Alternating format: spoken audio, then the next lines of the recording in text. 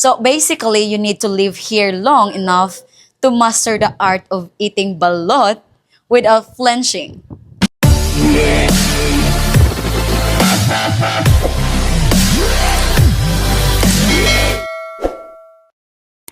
If there's one place I wanna live, it's the Philippines. I'm here at the top of my apartment, and how amazing it is to live in a comfortable and amazing life. Have you ever dreamed about moving into a different country? Some of you do. The Philippines is a dream destination for many, but remain unseen and undervalued.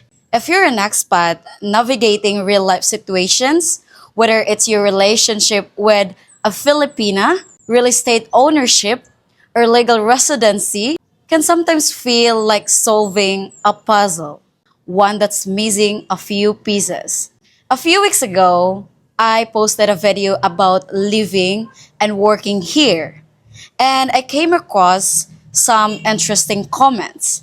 In this video, we're diving into them to break things down, answer your question, and help you make informed decision before you book that flight. Because chances are you're wondering the same things. And if you are new to my channel, this is Filipina Elated, your guide to building a successful and fulfilling life in my country. Without further ado, let's get started with the first comment. This comment is from Shane. I'm a digital nomad, and my biggest concern about working from the Philippines is internet access. I've never been there, so I have no first-hand knowledge, but I hear internet speeds and connectivity can be sketchy. If you're a digital nomad considering the Philippines, internet reliability is something to plan for. Because let's be real, nothing kills productivity faster than a buffering screen during an important Zoom call. In major cities like Metro Manila, Cebu, and Davao, you'll find stable fiber connection from providers like PLDT, Globe, and Converge. True occasional slowdown and outage can happen, usually at the worst possible moments. Mobile data from Smart and Globe is lifesaver with improving 5G coverage in urban areas, but rural spots can be hit or miss. Think about of me when you have chance to see me on live during weekdays. I usually say log or loading for a few minutes. If you're heading somewhere remotely, Starlink is an option, though it will cost you more than your monthly rent for consistent Wi-Fi. Co-working spaces like WeWork and the company are great. And even some cafes like Starbucks, they offer decent connection. Just be ready to buy overpriced coffee in exchange for sweet internet. That said, power interruption and network hiccups are part of life here. Next comment is from Trash95. I want to visit the Philippines this year, and I'm planning to stay for 30 days. I found plane tickets from Greece, Europe with return for 700 euros. My plan is to only spend 700 euros for the ticket and another 800 euros for apartment and food, clubbing, etc. It is possible or I should go to another country. Of course, yes, it's possible, but you'll need to stretch your budget. Finding an apartment for 150 per month in major cities like Manila or Cebu is nearly impossible.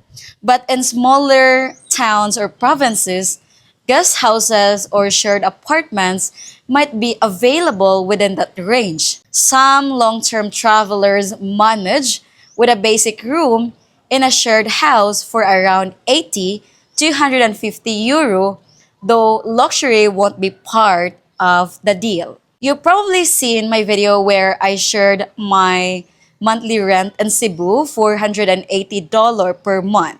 However, you cannot just get inside for 30 days because they have a minimum contract for at least 6 months.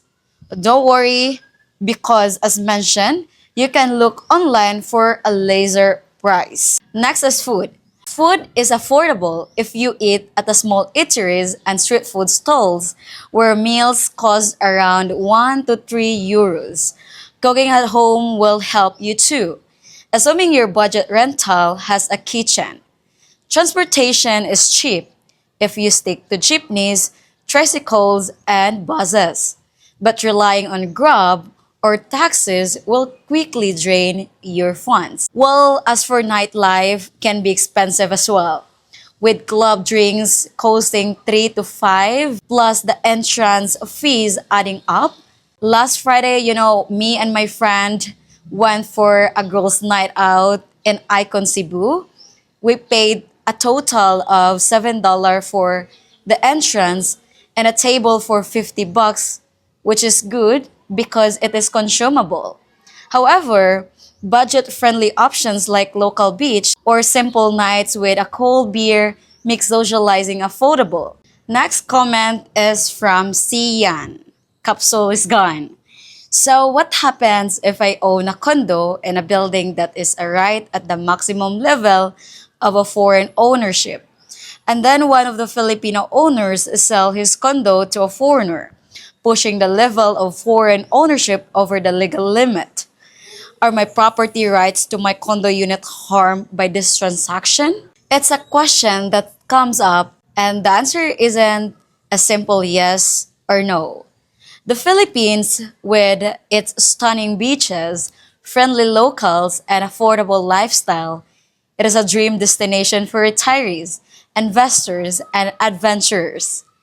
But when it comes to owning property, foreigners need to treat carefully. The Philippines Constitution puts strict limits in place to protect Filipino ownership. So, while buying land isn't an option, there are legal ways to invest in real estate. You can find the specific provision in Article 12, Section 2 of the Constitution. Your property right as legal foreign condo owner will not be affected. A condo project cannot have more than 40% foreign ownership. If this limit is already reached, any sale of a unit to another foreign would be legally invalid. The burden falls on the seller and the foreign buyer to ensure compliance. If such an illegal sale happen, the foreign buyer may be required to transfer ownership to a Filipino to restore compliance. But this does not impact your legally acquired unit. Next comment is from Ton. Nobody is talking about the following possibility. Can, and if yes, when, a foreigner apply for becoming a Philippine citizen? And if that is possible, then the new Filipino can own the land, right? A foreigner can become a Philippine citizen through naturalization, which is governed by Commonwealth Act number 473 and Republic Act number 9139. The process isn't exactly a walk in the park, but it is doable. Judicial naturalization under Commonwealth 473 requires at least 10 years of continuous residency. So basically, you need to live here long enough to master the art of eating balut without flinching. The good news, if you're married to a Filipina, they have a significant contribution to the country or have minor Filipino children, you can cut that down to 5 years, which means fewer rainy season to endure before becoming a full-fledged citizen. For those born in the Philippines to foreign parents, administrative naturalization and the Republic Act 9139 is an option. You must be at least 18, have a clean record, and prove you can support yourself. Once naturalized, Congratulations! You're officially a Filipino, which means you can now legally own land, complain about the traffic like a local, and passionately debate whether Jollibee spaghetti is the best thing ever or a sweet abomination. Next comment is from Pistul. If you invested with two other people, both Filipinas, is it possible that you own the controlling share? I mean, one Filipina owns 30%, the second 30%, and the foreigner 40%. Would that be possible? Technically, yes, on paper. This setup is legal since a 60% Filipino ownership rule is met. But let's be real and honest, owning 40% doesn't necessarily mean you're calling the shot. In most cases, the majority, which is 60% owners, have the final say. So while you might be the biggest financial contributor, decision could still be made over your head.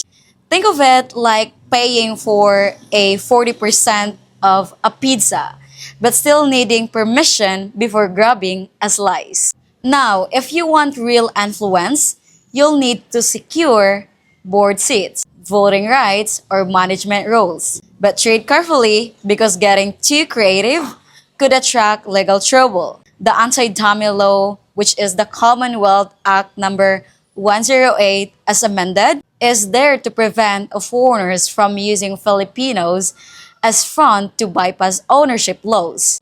If your partner is built on trust, transparency, and a solid legal structure, this setup can work. But if it's sneaky attempt to control the business from behind the scene, you might end up in a legal mess. And unlike in a telenovela, the plot twist won't be in your favor. Next comment is from Aaron. Hello, how are you? So my question is, my fiancée is getting land from her parents and we build a house together. Could she still sell the land or is that a different situation? Because of house, I understand foreigners can't own land, but we can own homes. Well, yes, Aaron, your fiance can sell the land if it's legally in her name, whether it was gifted by her parents or purchased. The ownership remains solely hers, as Philippines law restrict land ownership to Filipino citizens. However, you can own the house built on the land. In legal terms, the land and the structure on it can have a different owners. That means if she decides to sell, the land sale would be in her name and the house would typically be sold along with it. To protect your investment, you can explore legal safeguards such as long-term lease agreements or a right to use contract. While foreigners cannot own land, this legal arrangement can provide security for your home. It's always best to consult with a lawyer to ensure your rights and interests are protected. Love is priceless, but property laws don't care about romance. So make sure you go into it with your eyes wide open. That's all what I got you for today.